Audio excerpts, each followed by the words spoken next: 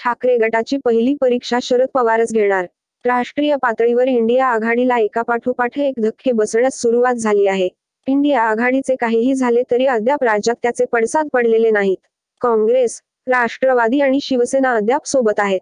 मात्र जागा वाटपाची प्रक्रिया या तिन्ही पक्षांसाठी डोकेदुखी ठरते आहे. राष्ट्रवादीसाठी अनुकूल वातावरण असल्याने नाशिकची जागा अपेक्षेप्रमाणे आपणच लढवावी, अशी मागणी शरद पवार गटाकडून करण्यात येते आहे. त्यामुळे येत्या काळात शिवसेना ठाकरे गटाची परीक्षा शरद पवारच घेतील, हे सध्याच्या घडामोडींवरून दिसून येते. नाशिकमध्ये उद्धव बाळासाहेब ठाकरे शिवसेनेचे अधिवेशन आणि त्यानंतर झालेल्या जाहीर सभेमुळे वातावरण निर्मिती झाली.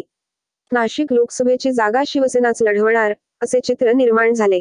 मात्र असे असले तरी शिवसेनेची पहिली परीक्षा राष्ट्रवादीचा शरद पवार गट घेणार, अशी चिन्हे आहेत. राष्ट्रवादीसाठी अनुकूल वातावरण असल्याने नाशिकची जागा अपेक्षेप्रमाणे आपणच लढवावी, अशी मागणी शरद पवार गटाकडून करण्यात येते आहे. तुम्ही तयारीत राहा, जागा वाटपावेळी पाहू, असा शब्द शरद पवारांनी दिलेला असल्याने नाशिक लोकसभेसाठी ठाकरे आणि पवारपैकी कोणाची सरशी होते, याकडे सर्वांचे लक्ष लागले आहे. Maratha reservation decision. मराठा आरक्षणाच्या निर्णयावरील टीकेला फडणवीसांचे उत्तर. अर्धे लोक टीका करतच असतात. नाशिक लोकसभा मतदारसंघाबाबत शिवसेना आणि राष्ट्रवादी दोन्ही बाजूंनी आक्रमक आहेत. नाशिकला नुकतेच उद्धव ठाकरे यांच्या उपस्थितीत राज्यव्यापी अधिवेशन पार पडले. अधिवेशनापाठोपाठ उद्धव ठाकरेंची जाहीर सभा पार पडली.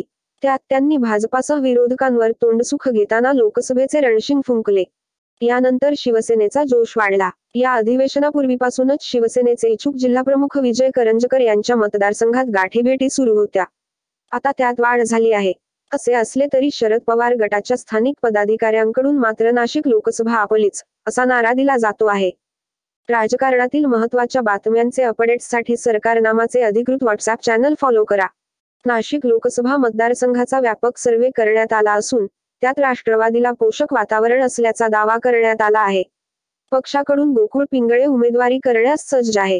त्यामुळे जागा वाटपात नाशिक लोकसभा मतदारसंघ राष्ट्रवादी पक्षालाच शरद पवार गट मिळायला हवा, अशी आग्रही मागणी शरद पवार यांच्याकडे करण्यात आली आहे. तुम्ही निवडणुकीच्या कामाला लागा, पुढचे बघू, असा संदेश सुद्धा पवार यांनी दिल्याचा दावा राष्ट्रवादी गटाकडून करण्यात येतो.